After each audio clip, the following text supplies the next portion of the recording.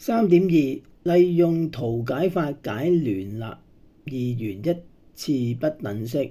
咁呢度咧，我哋咧有兩條不等式咧攞嚟做例子，分別係 y 細過 x 減2同埋 y 細過等於1減 x。先處理 y 細過 x 減2先啦。個邊界線咧因為佢係淨得細個啫，所以係一條虛線嚟嘅。我哋用 y 等於 x 減2作為其邊界線，跟住我哋分別代 x 等於0同埋 y 等於0，揾翻嗰條線嘅兩點啊。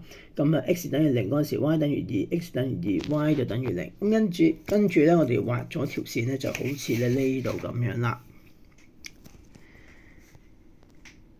呢條線咧就係 y 等於 x 減2啦。咁但係我哋其實目的係揾 y 等於 x 減2 y 細過 x 減2嘅解啊嘛。跟住我哋就代 x 等於0 y 等於0入去，0細過負2唔啱喎，0其實大過負2噶嘛，所以0坐標呢點咧就唔屬於呢個解啦。即係話呢條線嘅呢邊嘅方向0，呢個坐標嘅方向就唔係佢嘅解啦。既然佢唔係嘅，另外個方向咧就係佢嘅解，因此我喺另外方向咧就畫兩個箭嘴，代表咧呢邊咧就係呢條線 y 細過 x 減2嘅解啦。咁另外一條線 y 細過等於1減 x 咧，我哋相同道理啦，我哋畫條線就係 y 等於1減 x。咁因為咧佢有一個等號啦，所以呢條係實線嚟嘅。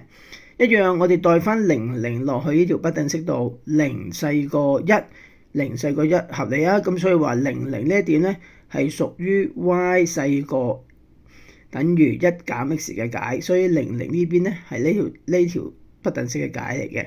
咁因此我哋畫兩個箭嘴喺呢兩邊，咁樣對於呢個地方又滿足到第一條，又滿足到第二條啊，滿足晒兩條嘅地方，我哋咧就用斜線咧圍咗佢。呢橛咧就係我哋呢個題目咧裏邊嘅解啦。呢個就係圖解法嘅方法。咁樣利用圖解法，其實我哋不單止可以解一條嘅，其實可以話3、4條咧嘅不等式咧，我哋都可以咧揾到佢個解嘅。